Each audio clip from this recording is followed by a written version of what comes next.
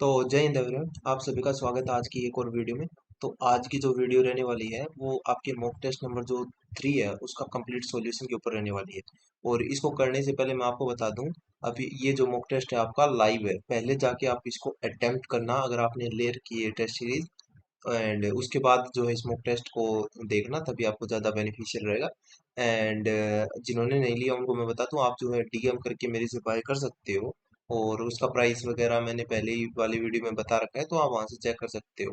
तो और आज की वीडियो को करते हैं शुरू। और आप में से कई जो स्टूडेंट कह रहे थे कि भैया, मतलब जो पेड वाले थे, कि जो हमको ना डायरेक्ट सॉल्यूशन जो है ना मॉक के जो नीचे होता है, मॉक देने के बाद वहां पे दे दिया करो। तो भाई वहां पे मैं इसलिए नहीं देता क्योंकि पहला तो बहुत ज्यादा टाइम लगता है, ठीक है। एंड दूसरा कि जो स्टूडेंट बाय नहीं कर सकते उनको फायदा मिलेगा यहीं से, ठीक है। तो वो यहाँ से सॉल्यूशन देखेंगे तो उनको भी फायदा काफी मिलने वाला है, ठीक है। तो ये दो मेन रीजन है। बाकी अगर आपको दिक्कत आए तो आप बता सकते हो, ठीक है। आपका कमेंट ओपन रहता है, तो आप जब चाहो जो भी सजेशन हो आप दे सकते हो, ठीक है। तो चलो वीडियो को करते हैं शुरू और बढ़ते हैं क्वेश्चन नंबर 1 पे। तो आपका जो मौका क्वेश्चन नंबर 1 है, और देखो ये टेलीग्राम आपको मैंने दे दिया, यहाँ पे आप देख सकते हो। और यहाँ पे मेरी मैंने आईडी भी दे रखी है अपनी, वहाँ पे बाय कर सकते हो। आपको बताऊं तो 69 जो है, अगर आप एप्लीकेशन में डायरेक्ट जाओगे तब है। लेकिन मेरे से अगर आप डीएम करके बाय करते हो तो आपको ये 49 में ही मिल जाएगी, ठीक है। और अगर आप हमारे ऑलरेडी पेड मेंबर हो, पेड टेलीग्राम चैनल के, तो आपको ये बिल्कुल 29 में ही मिल जाएगी एमआर की टेस्ट सीरीज, ठीक है। तो ये था, बाकी आप देख लेना, जैसा आपको अच्छा लगे आप कर सकते हो, ठीक है। तो आज की वीडियो को करते हैं शुरू। और जो आपका पहला क्वेश्चन नंबर है, देखो इसको कैसे क्या सीन है इसका, करते हैं इसको। तो मैथ शुरू होता है। पहला क्वेश्चन जो कहता है आपकी कि एक कोई वृत्त है, ठीक है, यानी कि सर्कल, उसकी त्रिज्या जो है 10% से उसकी कमी की जाती है। तो उसका जो क्षेत्रफल है उस पर क्या इफेक्ट पड़ेगा, ठीक है। वो कितना कम होगा या ज्यादा होगा, मतलब कमी होगी कितनी होगी, ठीक है। देखो, तो सबसे पहले हम करते गए तो वो जो एरिया होता है ना किसका, सर्कल का, वो क्या होता है वो देख पता होना चाहिए। तो वो एरिया जो होता है पाई आर स्क्वायर होता है, आप सभी को पता होगा। पाई आर स्क्वायर का मतलब, पाई तो कांस्टेंट है, इससे तो कोई फर्क नहीं पड़ने वाला, ठीक है। लेकिन जो जो भी फर्क पड़ेगा वो आर स्क्वायर से पड़ेगा, ठीक है। तो एरिया जो डायरेक्टली प्रोपोर्शनल है वो आर स्क्वायर के है। तो आर स्क्वायर जितना होगा उसका उतना ही फर्क पड़ेगा। और 10%, देखो 10% जो होता है ना, इसका मान क्या होता है आपको कोई वैल्यू पता नहीं, 1/10। और आपको पता है अब जो हमने कमी की है इसमें, देखो यहाँ पे लिख रखा है ना कमी की है। तो कमी करने का मतलब हम यहाँ माइनस लगाएंगे और ऐसे। तो जो ये 9/10 हो जाएगा, और ये जो 10 है ये है पहले की वैल्यू, और 9 है बाद की वैल्यू। और मैंने जैसा कि आपको बताया आर स्क्वायर पे डिपेंड, तो इनका करो स्क्वायर। यहाँ पे भी स्क्वायर कर दिया, यहाँ पे भी स्क्वायर कर दिया, तो ये जो हो जाएगा वो हो जाएगा आपका 81, और यहाँ पे 100। तो अब देखो कितना कम हो गया, पहले 100 था अब 81 हो गया। तो अब देखो कितना कम हुआ, ये कम हो गया आपको 19, ठीक है। 19 कम हो गया कितने पे, 100 पे। और परसेंटेज के लिए हम 100% लगाएंगे। अब देखो 100 से 100 कट गया, ये आ जाएगा आपका 90%। तो आपका आंसर जो हो जाएगा वो हो जाएगा 90%, ठीक है। तो आपका जो अगला क्वेश्चन है वो ये है कि ये क्वेश्चन कह रहा है कि 25,600 रुपए की राशि पर 12.5% की दर से 2 वर्षों का जो चक्रवृद्धि ब्याज है वो बताओ कितना होगा, ठीक है। तो सबसे आपको पहले पता होना चाहिए कि 12.5% का ही मान क्या होता है। 12.5% को हम फ्रैक्शन में 1/8 लिख सकते हैं, ठीक है। और इस क्वेश्चन को करने के मेरे पास दो मेथड है। तो मैं मेथड पहला बताता हूँ। एक पहला मेथड है वो रेशियो मेथड है, ठीक है। रेशियो मेथड से कर सकते हो, बहुत अच्छे से होगा। कैसे होगा देखो, सबसे पहले जो रेशियो मेथड होता है ना, तो हम चक्रवृद्धि ब्याज में उसमें जो रेशियो लेते हैं वो लेते हैं प्रिंसिपल का अमाउंट के साथ में, ठीक है। प्रिंसिपल का अमाउंट के साथ में रेशियो लेते हैं, ठीक। और कैसे लेते हैं ये, इसमें ऐड करो। यहाँ पे होगा 8, और यहाँ पे ऐड क्यों किया, ऐड इसलिए किया क्योंकि जो अमाउंट होगा वो प्रिंसिपल से ज्यादा होगा हमेशा, ठीक है। तो ऐड, यहाँ पे 8 तो यहाँ पे 9। और यहाँ पे अब देखो, यहाँ पे एक काम करो, ऐसे लिखा। और अब अगर जितने भी साल हो, जैसे 2 साल है तो यहाँ पे स्क्वायर आएगा, अगर यहाँ पे 3 साल होता तो क्यूब करते, तो अगर यहाँ पे स्क्वायर है तो हम स्क्वायर लिखा, ठीक है, स्क्वायर लिख दिया। तो ये 8 का स्क्वायर हो जाता है 64। एक सेकेंड, ये आपको थोड़ी दिक्कत दे सकता है, एक मिनट दोबारा लिखता हूँ, अच्छे से समझ आएगा। ये हो गया 64, और 9 का स्क्वायर 81। अब इनको देखो, इनका डिफरेंस अभी निकाल लेते हैं। 81 से 64 करोगे तो 11, 11 में से 4 गए, 7, और यहाँ से 17, तो यहाँ पे आ गया 17, ठीक है। ओके, अब देखो, अब ये जो है ना, ये 25,600, ये किसकी वैल्यू दे रखी है, 25,600 जो वैल्यू दे रखी है वो हमको प्रिंसिपल की वैल्यू दे रखी है। प्रिंसिपल कितना है, 64 पॉइंट है, यहाँ पे लिख दिया। और हमको निकालना क्या है, हमको चक्रवृद्धि ब्याज निकालना है, जो कि कितना है, 17। तो यहाँ पे 17, और अब इसको अगर काटोगे तो ये 4 बार में चला जाएगा, और इसको अगर करोगे मल्टीप्लाई तो 0 0 7 चौक 28 सल्फाई 2 4 68 इतना आ जाएगा। तो ये आंसर हो गया ऑप्शन नंबर सी। तो ये था रेशियो मेथड। और एक और मेथड होता है, वो मैं आगे बता दूंगा कभी, ये बाकी बेस्ट यहीं पे तो रेशियो मेथड था। ठीक है, बढ़ते हैं नेक्स्ट क्वेश्चन पे।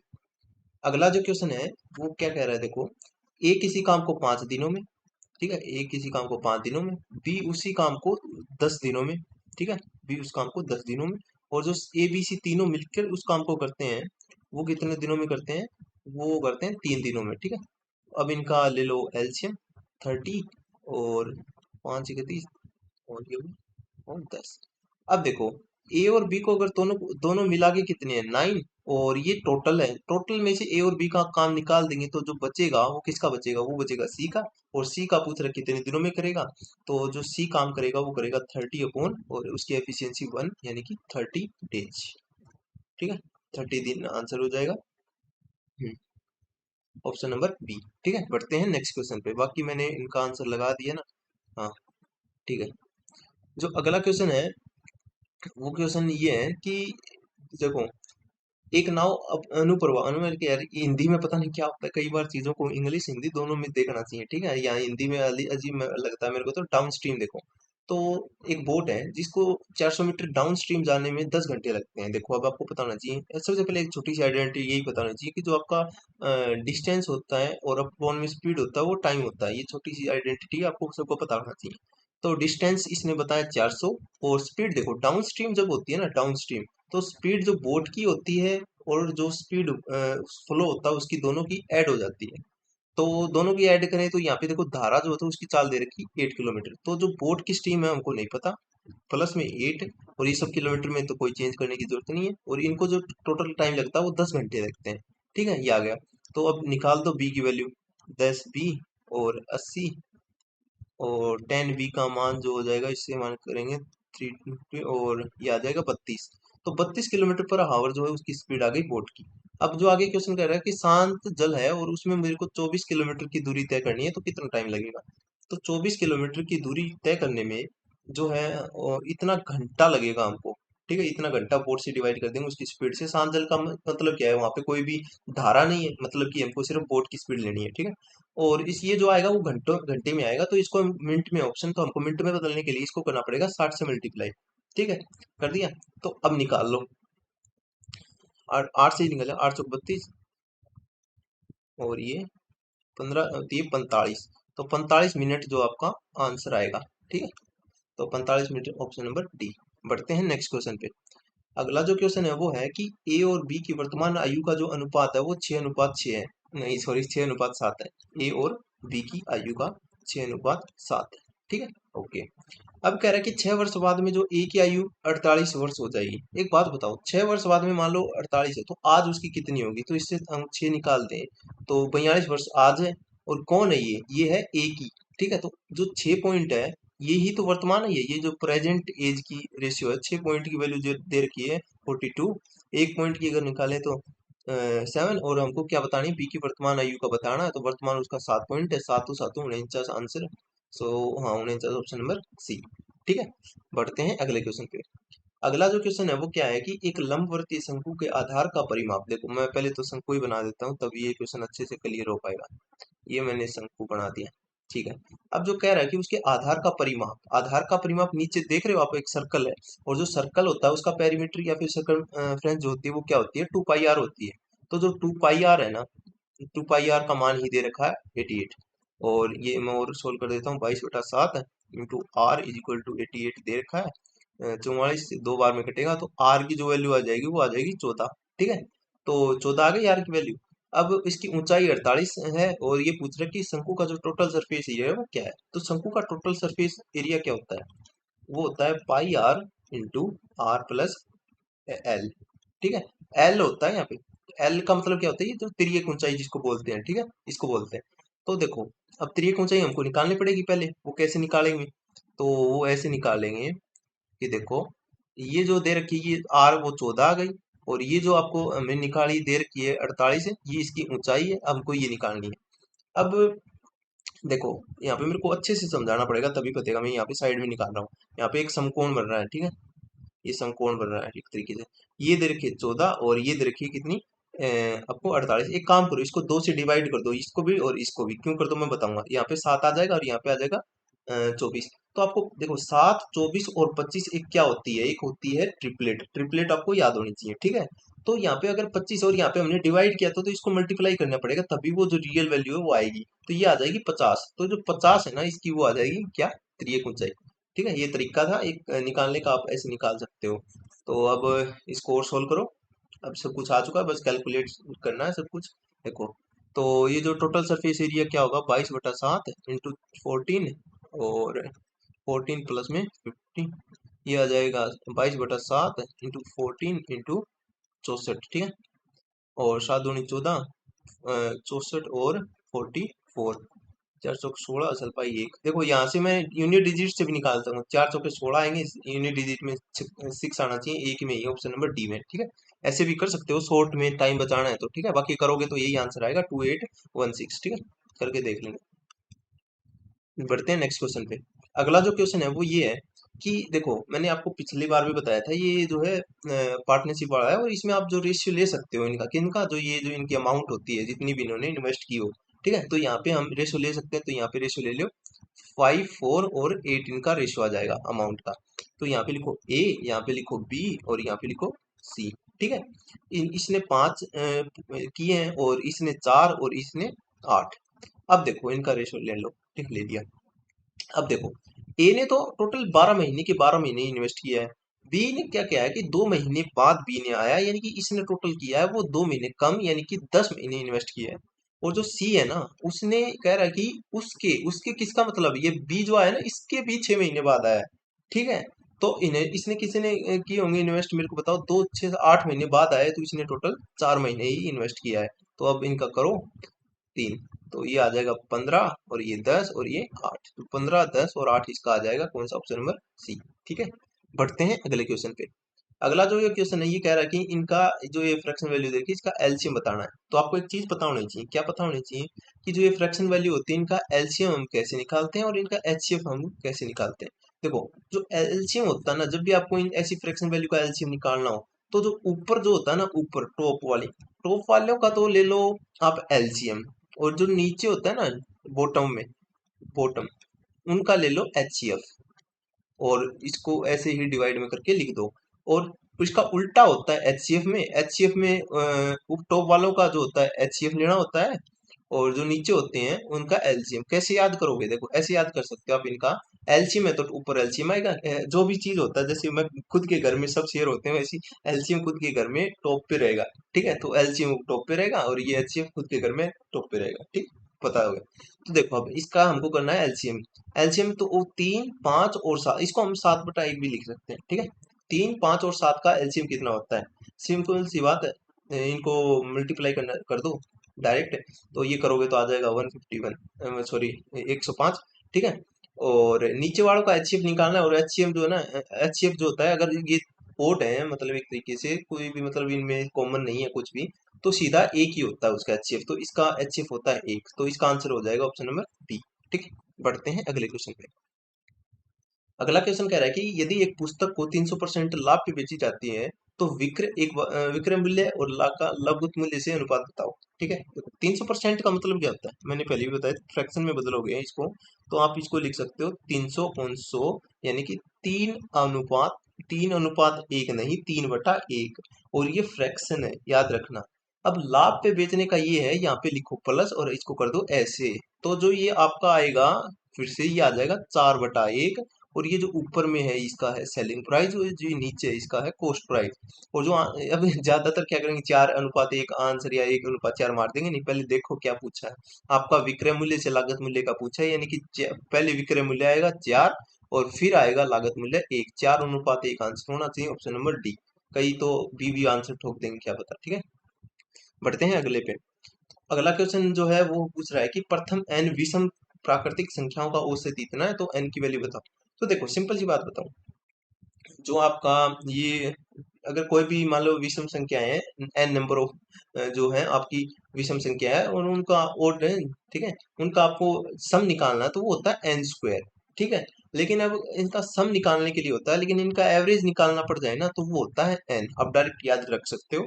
ठीक है, तो जो इसका औसत दे रखी है यही इसका आंसर है 21। ठीक है, लेकिन अगर सम दे रखा हो तो उल्टा हो जाता। जो सम होता है ना, वो सम वाला बता देता हूँ। जो ओड ना होके सम संख्याएं जो होती हैं, ठीक है, इवन संख्याएं जिसको बोलते हैं, उनका जो होता है वो n into n plus one होता है। ठीक है, लेकिन जो एवरेज होती है उनकी वो n प्लस वन होती है।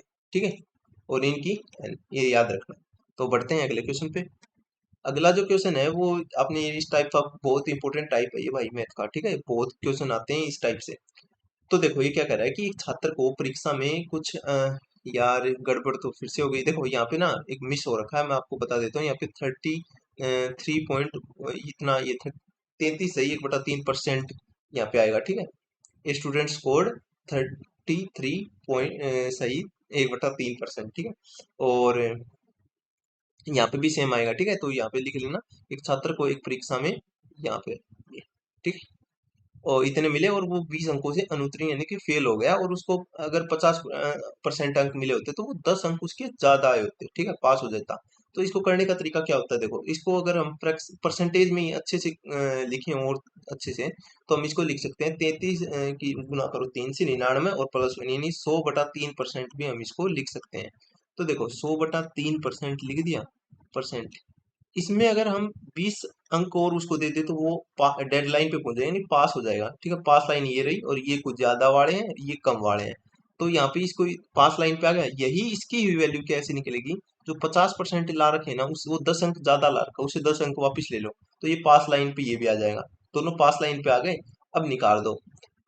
कैसे निकालोगे, 10 को इधर लिया हो, ये 30 हो जाएगा, इसको इस तरफ लिया हो 50, प्लस में हो जाएगा 100/3, इसका करो 150 प्लस 100/3, और ये हो जाएगा कितना, और करो 250/3, इतना परसेंट में आ जाएगा ये। ठीक है, इसकी वैल्यू दे रखी है 30, तो हमको 100% की वैल्यू निकालनी है। तो कैसे निकालेंगे, देखो 30 × 3 इतना और 100%, ये जो वैल्यू आएगी 100% अंक की आएगी। मतलब कि जो उसमें परीक्षा में जो टोटल अंक थे, कैसे निकाल दिया, 25 × 4 = 100, 25 × 5 = 125, 5 × 30, तो 24 दिए। कुछ गड़बड़ कर दी भाई हमने, इस क्वेश्चन में हमने कुछ गड़बड़ कर दी भैया। क्या गड़बड़ कर दी, देखो फिर से करते हैं इसको। गड़बड़ हो ही जाती है भाई, कुछ ना कुछ तो, इतना ही कर लो। ठीक है एग्जाम में बैठे हो, कहीं बैठे हो, देखो अब कैसे। तो 33 इसको लिख सकते हैं 100/3%, और इसको हम अगर 20 दे देंगे तो ये पास लाइन पे आ जाएगा, और इस 50% ला के इससे 10 ले लेंगे तो ये यहाँ पे आ जाएगा। ठीक है, यहाँ पे इसको इस तरफ ले जाओगे तो ये आ जाएगा 30, और ये 50% है, यहाँ पे माइनस, हमको ये गलती कर दी थी, यहाँ पे माइनस आएगा 100/3, और 150, ये 50/3 आएगा कुल मिला के। ठीक है, परसेंट में, या इसकी वैल्यू आ जाएगी 30। 100% की वैल्यू निकालो, कैसे निकालोगे, 30 × 3/50 और 100, दो। ठीक है, तो ये टोटल आ जाएगा 100% का मान 180। ठीक है, 180 इसका आंसर हो जाएगा ऑप्शन नंबर 1। ठीक है, बढ़ते हैं अगले क्वेश्चन पे। अगला जो क्वेश्चन है वो ये है, इसको सिंप्लीफाई करना। मैं पेन का कलर दूसरा ले लेता हूँ, कौन सा लूँ भाई, ये वाला ले लेता हूँ। इसको सिंप्लीफाई करना है। ये क्वेश्चन ना बहुत अच्छा क्वेश्चन है, इसको लल्लन टॉप क्वेश्चन बोल सकते हो, बहुत ज्यादा मस्त क्वेश्चन है, मस्त। ठीक है, कैसे ये मस्त क्वेश्चन मैं आपको बताता हूँ। देखो ये सिंप्लीफिकेशन का क्वेश्चन है, और कई आप में से पता है क्या करेंगे इसमें, आप ये गलती करेंगे कि 99 ये काम करते थे, कॉमन ले लेते हैं, और 1/7 प्लस 2/7 इनको यहाँ तक 6 ये हो जाएगा, और इसको ऐसे करके करेंगे। और जो आपका आंसर आएगा लास्ट में सोल्व करोगे ना ऐसे ऐसे से, इसका एलसीएम लेके, तो ये आपका आंसर आएगा 2997, जो कि होगा गलत। ठीक है, तो क्यों गलत होगा वो देखो। गलत इसलिए होगा, सब कुछ यही बता देता हूँ आपको, एक छोटी सी चीज देखना। ठीक है, क्या देखना वो अभी बताता हूँ आपको, क्या देखो। देखो मैं एक चीज मान लेता हूँ, क्या मान लेता हूँ, कि मैं कुछ भी ले लो, 2 सही 1/3, प्लस में 2 सही और 2/3, मैंने ये कोई संख्या ले ली। ठीक है, यहाँ पे 4 भी ले सकते हो आप, या फिर 5 ले लो, या कुछ भी ले लो, या 3 पड़ा रहने दो। देखो मैं कहने का मतलब क्या है, अगर आप कॉमन नहीं ले सकते ऐसे डायरेक्ट आप दो से दो कॉमन ले लिया नहीं, कैसे क्या कॉमन ले सकते हो फिर? तो आप ये कॉमन ले सकते हो कि जितनी बार भी ये दो है, ठीक है, ये जितनी बार भी दो हो यहाँ पे, जितनी बार भी मतलब आपको लेना हो, एक काम करो, कॉमन लेके ये संख्या, ये कॉमन लेके उतनी बार ही दो लगा दो। जैसे ये एक बार और होता दो सही, और वहाँ होता 3/3 तो होगा ही नहीं यार, क्योंकि कट जाता ना। तो यहाँ पे ले सकते हो आप 4/3। तो ये हम यहाँ पे लिखते दो जो है कितनी बार कॉमन है, 3 बार। ठीक है, ऐसे ही जितनी बार भी हो ना उतनी बार अगर कॉमन लेना आपको तो ऐसे करके लेना पड़ता है। जब ये ऐसे हो दो सही 1/3 दो सही, जो आप जो कॉमन लेने की बात कर रहे हो ना वो ऐसे नहीं होते, वो कॉमन चीजें ऐसे होती है जो मल्टीप्लाई डायरेक्ट हो, इससे डायरेक्ट मल्टीप्लाई हो यहाँ पे। लेकिन यहाँ पे कैसे निकालते हैं हम पहले इससे मल्टीप्लाई करते हैं यहाँ पे। ठीक है, जैसे कि मैं आपको बोलूं कि 2 × 3 प्लस में हो 2 × 5, तो आप दो कॉमन ले सकते हो क्योंकि डायरेक्ट मल्टीप्लाई हो रहा है। लेकिन ये नीचे का होके तो आप ऐसे लेने पड़ते हैं। ठीक है, तो ये भी क्वेश्चन ऐसा ही है। इस क्वेश्चन में आप डायरेक्ट ना लेके कैसे लोगे, देखो मैं आपको करके बताता हूँ अभी ये कैसे सोल्व होगा।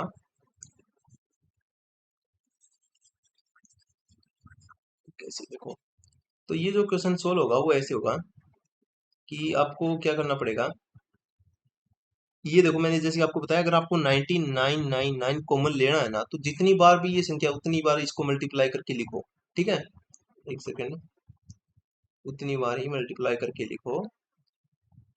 तो देखो कितनी, एक दो तीन और चार पाँच छः, 6 बार है ना, तो मल्टीप्लाई 6 लिखो। ठीक है, अब यहाँ पे ऐसे लिख सकते हो आप 1/7 2/7 प्लस 3/7, जितनी बार ये 6/7। अब यहाँ पे एक काम करो, नीचे इसको 7 ले लिया, या 1 + 2 + 3 plus dot dot dot dot 6। ठीक है, हो गया। अब इनको कर लो, ऐसे ही कर लो इसको, तो 1 2 3 4 5 6, और बस इतना ही है। 6 4 10, 5 6 7 8 9 10 20 और 21 हो गए। ठीक है, 21/7 आ जाएगा इनका। 21/7 यहाँ करोगे तो 3।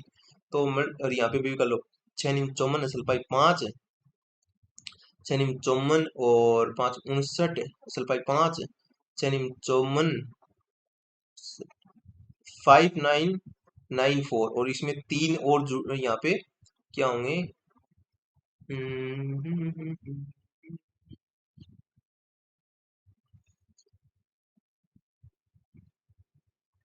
हाँ इनको अलग अलग करके, इनके मल्टीप्लाई में नहीं लिखना भाई, इनको इनको अलग अलग करके लिखना होता है। ठीक है, यहाँ पे तो ये अलग अलग करके लिखेंगे हम, ये 99 है ना, इसको अलग करेंगे हम। यहाँ पे सेम नहीं लिखेंगे, यहाँ पे एक प्लस का निशान आएगा और यहाँ पे प्लस हो जाएगा। और ये जैसे कि मैंने आपको सोल्व करके बताया, यहाँ पे 3 आएगा, तो ये 5997। ठीक है, ऑप्शन नंबर 1 आंसर हो जाएगा। ठीक है, समझ गए ना, यहाँ पे एक प्लस लिखेंगे जो कि वो वही बात है, ये मल्टीप्लाई वाली मैंने अभी आपको सिखाई कि ये डायरेक्ट वो मल्टीप्लाई नहीं है जिसको आप सोच रहे हो। ठीक है, तो ये ऐसे होता है ऐसे। ठीक है, बढ़ते हैं अगले क्वेश्चन पे। अगला जो क्वेश्चन है ना वो है ये, कि एक वर्गाकार बगीचा चारों ओर से 1 मीटर चौड़े घिरा हुआ। ये देखो इसके मैं बताऊं ना, ये 3 केस होते हैं, तीनों केस आपको पता होना चाहिए। पहला केस, दूसरा केस और तीसरा केस।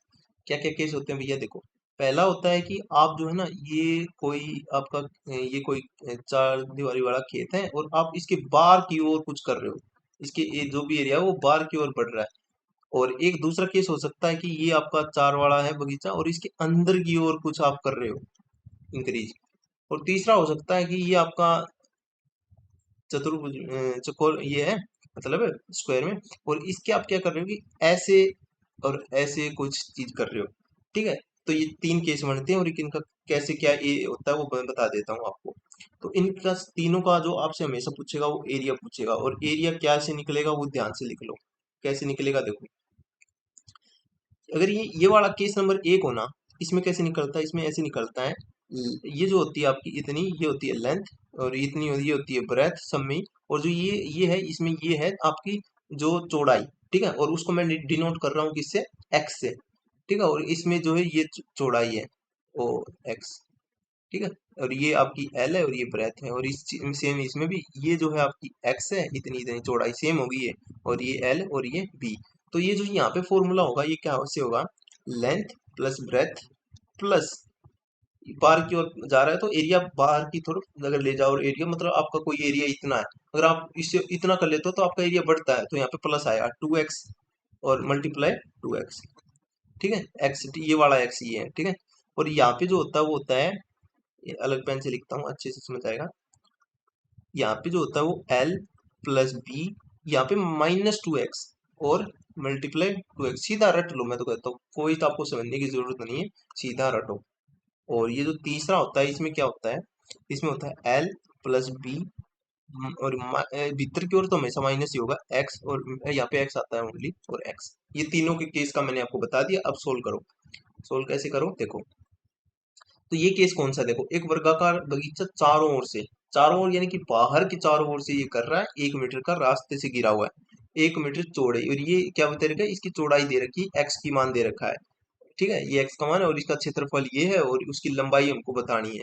ठीक है, और एक वर्गाकार है ना, तो इसका मतलब ये जो लेंथ और ब्रेथ है दोनों सेम है, यानी अगर लेंथ और ब्रेथ ए है तो दोनों ए ही हो।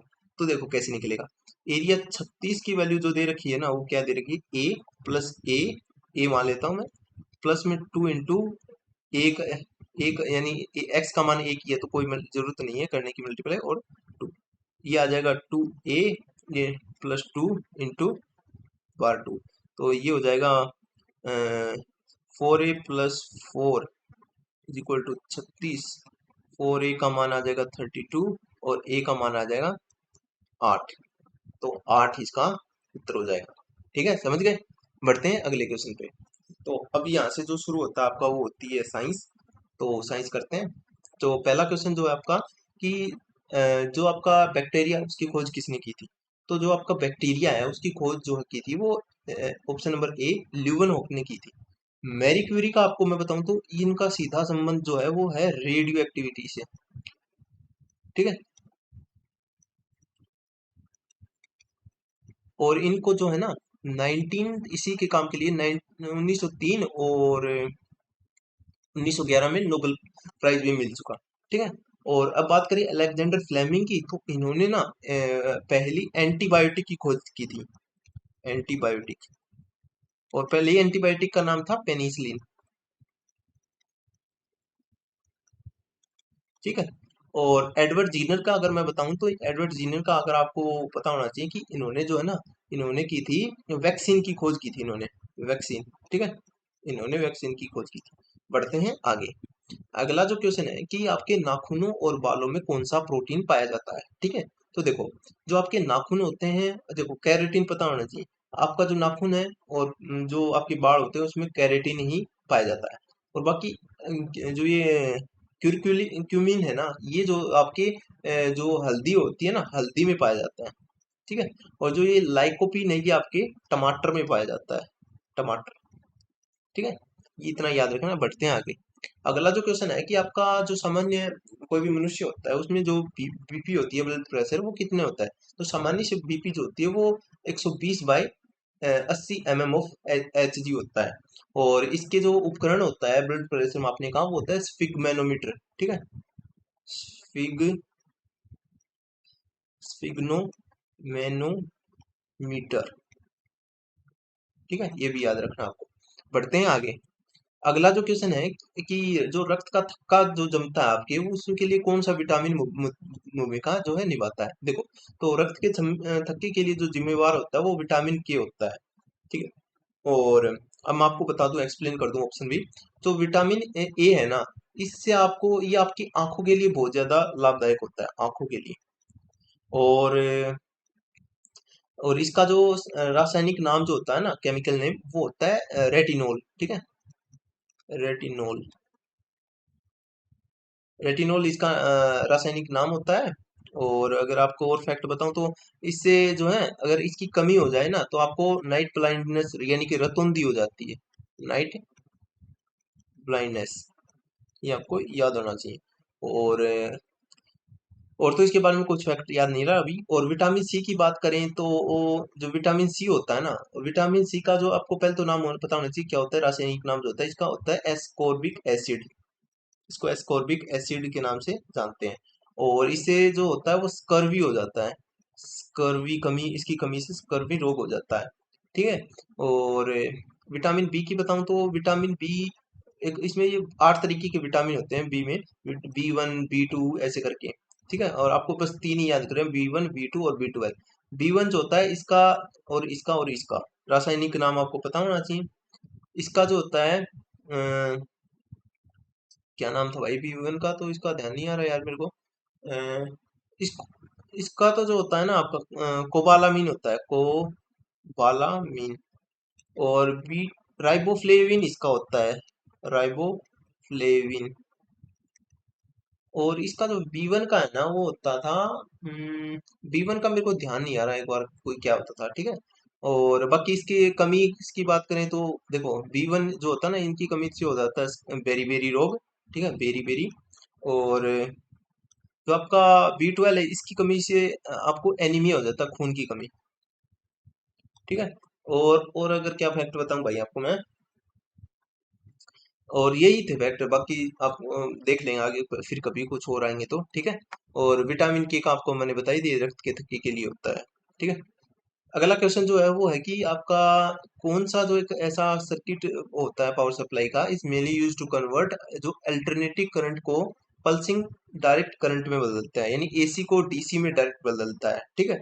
तो वो होता है आपका रेक्टिफायर, ठीक है। रेक्टिफायर जो होता है क्या करता है, एसी को डीसी में बदल देता है। बाकी जो ट्रांसफॉर्मर होता है ना वो एसी को जो वोल्टेज में करता है ट्रांसफर, ठीक है। कहीं और ये मान दो आंसर। और जो डायनेमो होता है वो क्या करता है आपका, ये जो आप देखो मोटर जो होती है वो इलेक्ट्रिक एनर्जी को आपकी किस में कन्वर्ट करती है, मैकेनिकल एनर्जी में, ठीक है। और जो आपका डायनेमो होता है इसका उल्टा होता है, ये मैकेनिकल एनर्जी को ट्रांसफर करता है, बदल देता है इलेक्ट्रिक एनर्जी में, ठीक है। ये थी आपको याद करना। अब बढ़ते हैं आगे।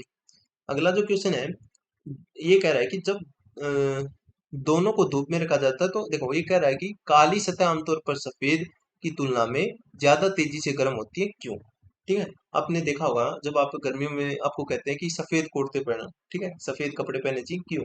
क्योंकि जो सफेद कुर्ते होते हैं ना वो लाइट को ज्यादा रिफ्लेक्ट कर देते हैं, जबकि जो आपके काले होते हैं वो आंखों वो सोख लेते हैं, आंखों कह रहा हूँ, वो लाइट को सोख लेते हैं अपने आप में, absorb कर लेते हैं, इसलिए। तो जो आप आपका देखोगे ऑप्शन नंबर यही कह रहा है कि बी, की black surface absorb more radiation and white surface reflect more. तो ऑप्शन नंबर बी इसका करेक्ट आंसर हो जाएगा, ठीक है। बढ़ते हैं आगे। अगला कह रहा है ये एक आपका जो न्यूमेरिकल से आ गया कि एक कण इतने की स्पीड से सीधा ऊपर से फेंका जाता है, और जी का मान ये लेना है हमको। और कुछ देर रुकने से पहले ये अधिकतम कितनी ऊंचाई तक पहुंचेगा, ठीक है, ये ठीक है। तो ये आपका इनिशियल और फाइनल वेलोसिटी वाला क्वेश्चन है, और इसके लिए आपको एक इक्वेशन पता होनी चाहिए। वो इक्वेशन क्या है, वो ये है कि v square is equal to u square minus two g h, ठीक है। और यहाँ पे v क्या है, v है आपकी फाइनल वेलोसिटी, और u है इनिशियल वेलोसिटी। g का मान तो आपको पता है ग्रेविटेशनल वाला ये, और h हाइट है। तो ये आपको इक्वेशन पता होनी चाहिए, इससे आप इसको इजीली कर पाओगे। कैसे कर पाओगे देखो, v स्क्वायर v है फाइनल वेलोसिटी। फाइनल वेलोसिटी का मतलब है ये जब ऊपर फेंकी जाएगी ऐसे तो एक स्थान ऐसा होगा जहाँ पे इसकी स्पीड जीरो हो जाएगी, तो ये जीरो है। जीरो का स्क्वायर, u हमको बताया गया कि 20 मीटर पर सेकेंड, ठीक है। और तो 20 का स्क्वायर -2, जी का मान हमको 10 और एच हमको याद करना है, ठीक है। तो यहाँ पे आ जाएगा 400, और ये इसको इस तरफ ही ले जाओ तो 20 एच, और एच का मान अगर करोगे आप तो 20 ही आ जाएगा, ठीक है, 20 मीटर। तो ऑप्शन नंबर 20 का सही उत्तर हो जाएगा, ठीक है। बढ़ते हैं अगले क्वेश्चन पे। अगला जो क्वेश्चन है कहता है कि न्यूटन के जो है ना, देखो इंग्लिश में पढ़ो। According to Newton's law of universal gravitation the gravitational force between two point masses is directly proportional to which of the following, ठीक है। तो देखो आपको पता होना चाहिए कि जो न्यूटन का लॉ ऑफ ग्रेविटेशनल मोशन है वो क्या कहता है, वो कहता है कि एफ जो है ना डायरेक्टली प्रोपोर्शनल होता है m1 × m2 upon r square, ठीक है। और यहाँ पे इसको हटाने के लिए हम एक कांस्टेंट लगा लेते हैं जिसकी वैल्यू हम जी बोलते हैं, ठीक है। और m1 upon into m2 upon r square. तो देखो m1 और m2 के बीच में कैसा रिलेशन है, दोनों प्रोडक्ट है, यानी कि गुणनफल बोल सकते हो। तो ऑप्शन नंबर 20 का सही उत्तर हो जाएगा, ठीक है। बढ़ते हैं आगे। अगला जो क्वेश्चन है कि ये कह रहा है कि थ्री जो आइडेंटिकल रजिस्टर हैं उनको जो है कैसे कनेक्ट किया जाता है, पैरेलल। और पैरेलल का आपको पता होना चाहिए, जो होता है 1 अपॉन जो आर इक्विवेलेंट होता है ना उसका मान होता है कितने हैं, देखो ये है कि थ्री, थ्री की कह रहा है तो तीन हमको करने r one upon r two plus 1/r3। ठीक है, तो अब देखो, और तीनों सेम है। ठीक है, तो ऐसे कोई वो वाली बात नहीं है। तीनों को एक काम करो, इनका जो आएगा आर आ जाएगी एलसीएम, और 1 + 1 + 1, तो ये आ जाएगा 3/r। किसका मान आएगा? 1/r इक्विवेलेंट का। और हमको जो मान बताना है ना, वो आर का बताना है, आर इक्विवेलेंट का। तो इसको उल्टा कर दो, घुमाएंगे ना, तो ये हो जाएगा r/3। ठीक है, ये हो जाएगा ऑप्शन नंबर जो है ए इसका सही उत्तर हो जाएगा। ठीक है, बढ़ते हैं आगे।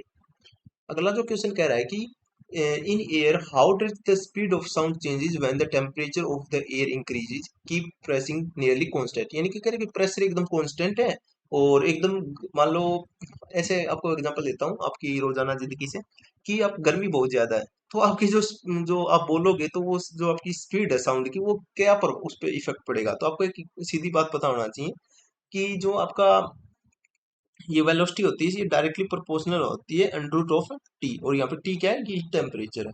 ठीक है, तो ये जो टेम्परेचर है, तो इस पे डायरेक्टली प्रोपोर्शनल होती है वेलोसिटी का, मतलब वेलोसिटी ऑफ साउंड। ठीक है, तो जितना ज्यादा टेम्परेचर बढ़ेगा, उतना ज्यादा आपकी स्पीड भी बढ़ेगी। तो ऑप्शन नंबर ए इसका सही उत्तर हो जाएगा कि इट इंक्रीजेज विद टेम्परेचर। ठीक है, बढ़ते हैं आगे। अगला क्वेश्चन क्या कह रहा है कि a body returns to its starting point after 10 minute. ठीक है, तो आपको डिस्प्लेसमेंट बतानी है। तो आपको डिस्प्लेसमेंट की एक चीज पता होनी चाहिए कि आप घूम फिर के कितना ही घूमाओ, कितना ही घुमाओ, अगर आप स्टार्टिंग पॉइंट पे आ जाते हो, तो आपका डिस्प्लेसमेंट होता है वो जीरो होती है। ठीक है, तो इसका आंसर सी हो जाएगा। डिस्टेंस अलग होती है। डिस्टेंस देखो, अगर यहाँ डिस्टेंस का मतलब होता है कि आप कितना ट्रेवल किए हो, लेकिन डिस्प्लेसमेंट का मतलब ये है कि आपका स्टार्टिंग पॉइंट और एंडिंग पॉइंट में कितना दूरी है। ठीक है, बढ़ते हैं आगे। अगला जो क्वेश्चन है कि आखिरी क्वेश्चन है ये साइंस का, कि निम्नलिखित में से किसको शुष्क बर्फ कहा जाता है। तो आपको पता होना चाहिए कि आपका जो ड्राई कार्बन डाइऑक्साइड होता है, उसी को हम ड्राई आइस बोलते हैं। ठीक है, तो अब बढ़ते हैं अगले क्वेश्चन पे। आप यहाँ से आपका स्टार्ट हो गई है जनरल अवेयरनेस, और जो जनरल अवेयरनेस है, इसका पहला क्वेश्चन क्या गया है कि भारत का सबसे बड़ा बंदरगाह कौन सा है। तो देखो, सबसे, मैंने आपको पिछली वीडियो में बताया था कि भारत का जो सबसे बड़ा बंदरगाह है वो है मुंबई पोर्ट। बाकी ये मुंबई में, महाराष्ट्र में है। और आपका चेन्नई बताऊं तो ये तमिलनाडु में है। और ये जो है आपका कांडला बंदरगाह, जिसको दीनदयाल उपाध्याय बंदरगाह भी बोलते हैं, ये आपका गुजरात में है। ठीक है, और ये महाराष्ट्र में मैं बता चुका। और कोचीन जो बंदरगाह है, ये आपका केरल में है। ठीक है, और बढ़ते हैं आगे। अगला जो क्वेश्चन है, ये कह रहा है कि भारतीय तिरंगे की चौड़ाई से लंबाई का अनुपात, ध्यान रखना, चौड़ाई से लंबाई का पूछ रहा है। तो इसका जो सही उत्तर हो जाएगा, वो हो जाएगा 2:3, क्योंकि जो लंबाई से चौड़ाई होता है वो 3:2 होता है। बाकी आपको पता होना चाहिए कि जो हमारा भारतीय तिरंगा है, प्यारा तिरंगा, उसको डिजाइन किसने किया था। ठीक है, उसको डिजाइन किसने किया था, और उसको हमने अडोप्ट कब किया था, ये दोनों बातें पता होनी चाहिए। तो डिजाइन की बात करूं तो इनको किया था पिंगली वेंकैया ने। और जो इसका अडॉप्ट किया था, हमने किया था 22 जुलाई 1947 को। ठीक है, ये दोनों बात आपको पता होना चाहिए। बढ़ते हैं आगे। अगला जो क्वेश्चन है कि भारत के दूसरे प्रधानमंत्री कौन थे। दूसरे की बात कर रहा है। ठीक है, जो पहले प्रधानमंत्री थे वो थे आपके जवाहरलाल नेहरू, फर्स्ट। और जो सेकंड थे आपके, वो थे पंडित कह रहा हूँ, लाल बहादुर शास्त्री।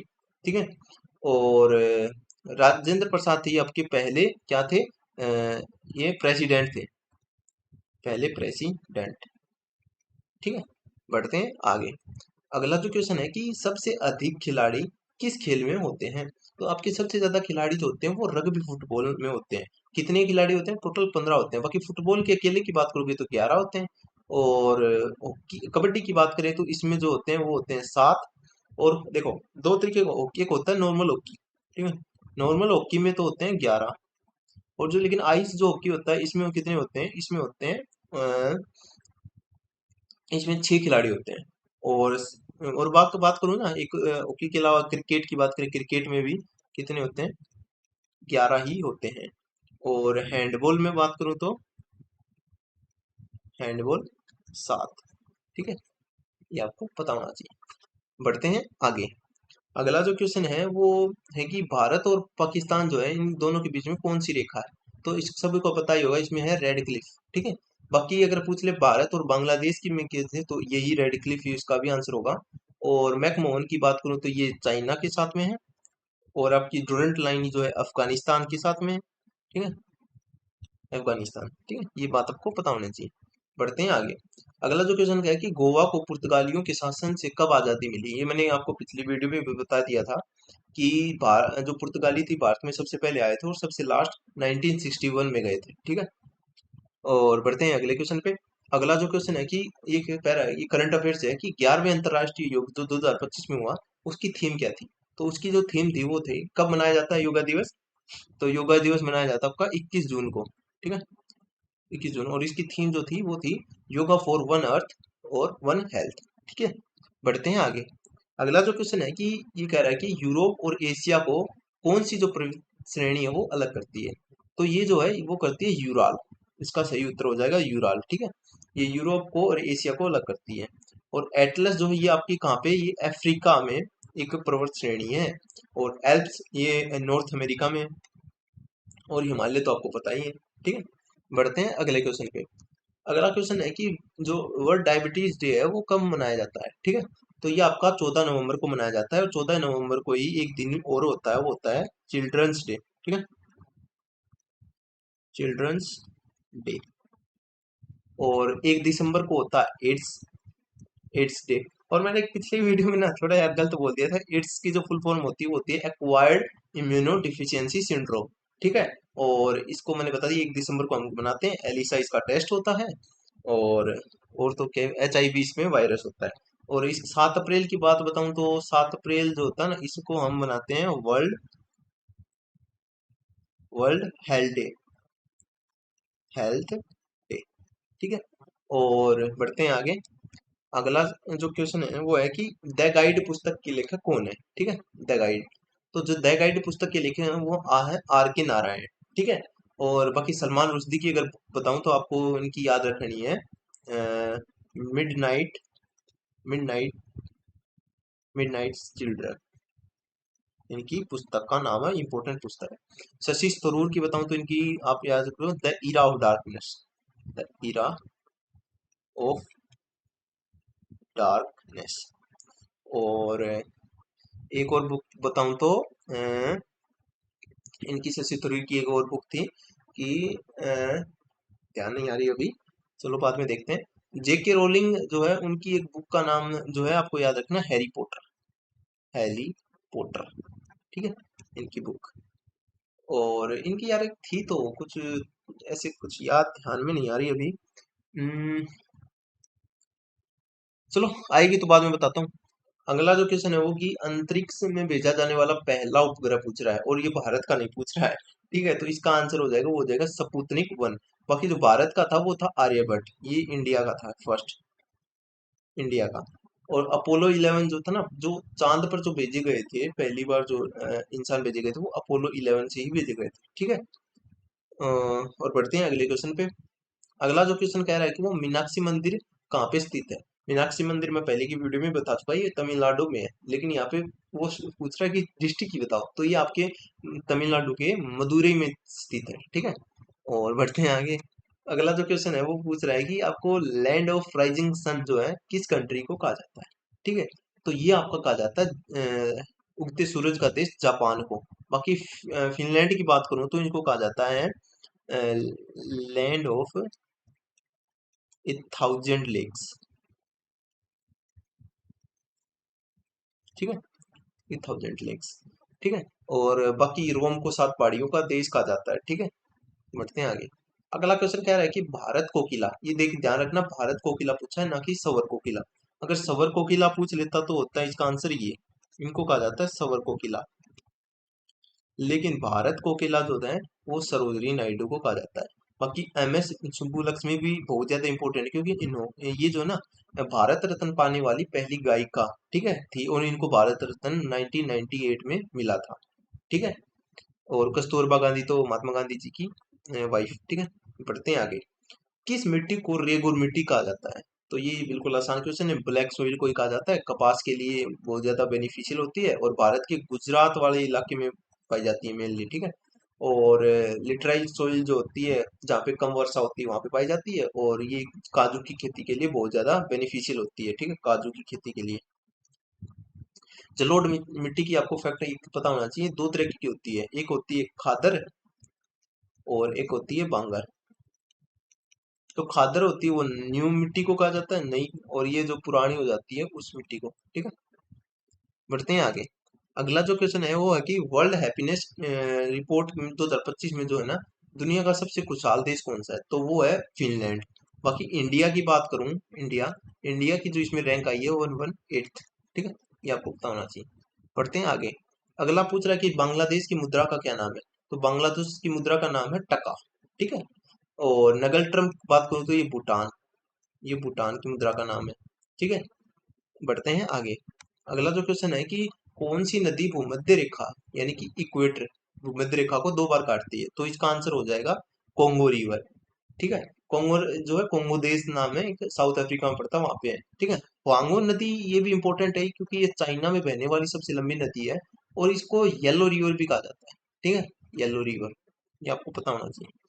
और लिम्पोपो नदी की अगर बात करें तो ये जो है ना, आप कैंसर और कैप्रिकॉर्न को दो बार काटती है। ठीक है, और माही नदी का भी आपको पता होना चाहिए कि ये ट्रॉपिक ऑफ कैंसर को दो बार काटती है, ट्रॉपिक ऑफ कैंसर को दो बार काटती है। ठीक है, बढ़ते हैं आगे। और अगला क्वेश्चन है कि भारतीय संविधान का कौन सा अनुच्छेद जो है उपाधियों के उन्मूलन से संबंधित है। ठीक है, तो ये इसका आंसर हो जाएगा आर्टिकल 18। ठीक है, आर्टिकल 17 जो है ये अनटचेबिलिटी से है। ठीक है, इससे संबंध है इसका। ठीक है, और बाकी आर्टिकल 15 और 14 में भी, दोनों में भी अंतर है, मैं आपको बताता हूँ। आर्टिकल 14 जो बात करता है वो बात करता है लो बिफोर, जो है बिफोर लो, और मतलब यार ये इसको आपको मैं कैसे समझाऊं कि, चलो छोटो, मैं आपको आगे ही बताता हूँ इसको। लो बिफोर ऐसे ही कुछ कहते थे, मेरे को थोड़ा ध्यान नहीं आ रहा। ठीक है, और 15 जो होता है ये होता है किसी से जो है लिंग, जाति और कास्ट ये सब देखकर किसी से भेदभाव नहीं किया जाएगा। ठीक है, 15 ये कहा जाता है, कहते हैं। ठीक है, ठीक है, बढ़ते हैं आगे। ठीक है, अगला जो क्वेश्चन है कि आपका कह रहा है कि अंडमान और निकोबार द्वीप समूह के जो हाई कोर्ट है वो कहाँ पे है, तो दो अंडमान और निकोबार का हाई कोर्ट है वो आपके पश्चिम बंगाल में पड़ता है। ठीक है, और लेकिन आपको पूछ ले लक्षद्वीप का कहाँ पड़ता है, तो वो पड़ता है आपका केरल में। ठीक है, ये जो है लक्षद्वीप का पड़ता है। ठीक है, बढ़ते हैं आगे। अगला जो क्वेश्चन है वो है कि आपका कौन सा जो है, आपका सार्क जो है ना उनका सदस्य देश नहीं है। ठीक है, तो आपको पता होना चाहिए जो आपका म्यांमार है वो सार्क देश का हिस्सा नहीं है। बाकी सार्क कंट्रीज कौन कौन सी हैं आप देख सकते हो। सार्क कंट्री में एक तो आ जाती है अफगानिस्तान, और नेपाल, और आपका बांग्लादेश, आपका भूटान, और प्यारा भारत है, और ये कौन भिखारी, और श्रीलंका और मालदीव। ये जो 8 कंट्रीज हैं ये जो है सार्क कंट्रीज हैं। और सार्क की बताऊं तो 1985 में इसकी स्थापना हुई थी ढाका बांग्लादेश में, और इसका हेडक्वार्टर वर्तमान में काठमांडू नेपाल में है। ठीक है, बढ़ते हैं आगे।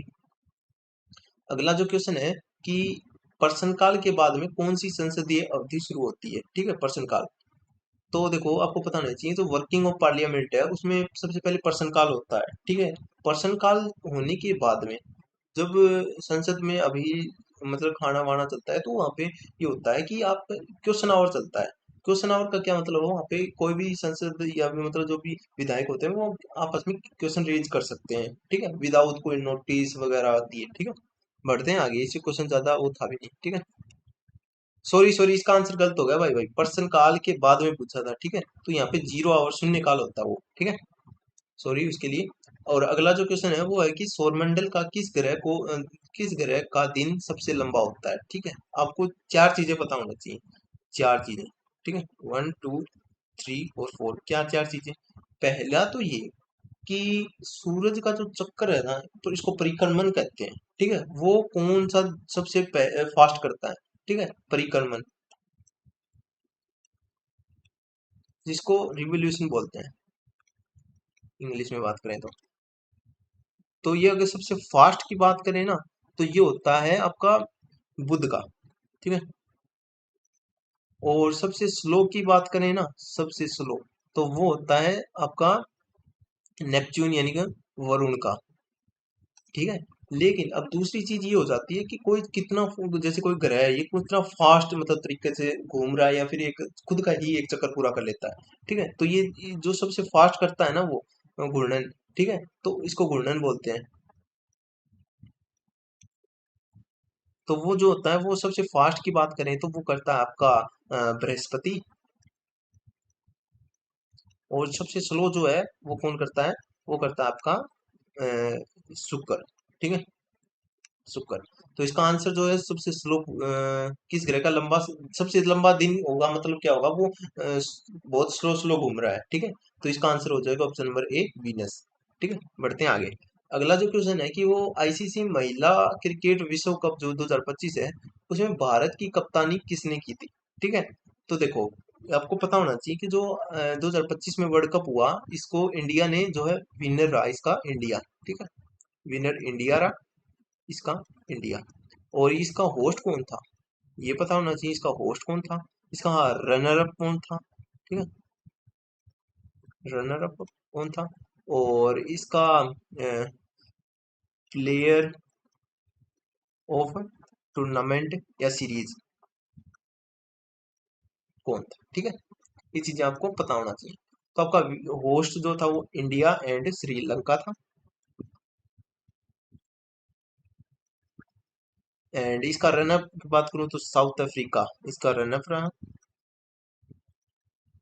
और इसका जो प्लेयर टूर्नामेंट है वो दीप्ति शर्मा रहा। ठीक है, दीप्ति शर्मा इसका पूरा। तो इसमें कप्तानी की पूछ रहा तो कप्तान थे हरमनप्रीत कौर। और एयरफोर्स में पूछा गया था ये क्वेश्चन। ठीक है, प्लेयर ऑफ द टूर्नामेंट। अगला जो क्वेश्चन है, लास्ट क्वेश्चन है ये 50 नंबर, कि भारतीय राष्ट्रीय कांग्रेस की स्थापना 1885 में किसने की थी। ठीक है, पहले ही तो यही पता होना चाहिए कि कब हुई थी 1885 में। और 1885 में इसकी स्थापना जो है ए ओ ह्यूम ने की थी। बाकी ये डफरिन के शासन काल में हुई थी, न कि इन्होंने की थी। ठीक है, और रिपन की तो बात करता हूँ, इन्होंने काफी अच्छे काम किए थे। इन्होंने सबसे पहले तो का जो है वर्नाक्युलर प्रेस एक्ट आया था उसको रिमूव किया था। ठीक है, और रॉबर्ट क्लाइव की बात करूं तो ये जो है बंगाल के फर्स्ट क्या थे, फर्स्ट गवर्नर। बस गवर्नर, ना कि गवर्नर जनरल। ठीक है, तो ये था इसका ये आपका मॉक टेस्ट नंबर 3। तो कैसा लगा ये मॉक टेस्ट, इसमें आपने ध्यान दिया हो तो साइंस का लेवल मैंने बहुत इंक्रीज कर दिया है, क्योंकि उसमें जो है ना आपके दिल्ली पुलिस जो एचसीएम हुआ था और एडब्ल्यूपीओ हुआ था ना, एचसीएम एंड एडब्ल्यू,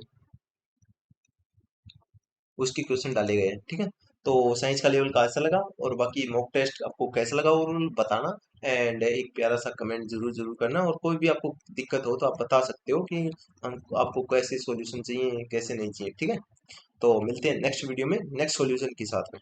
ठीक है, जय हिंद जय भारत।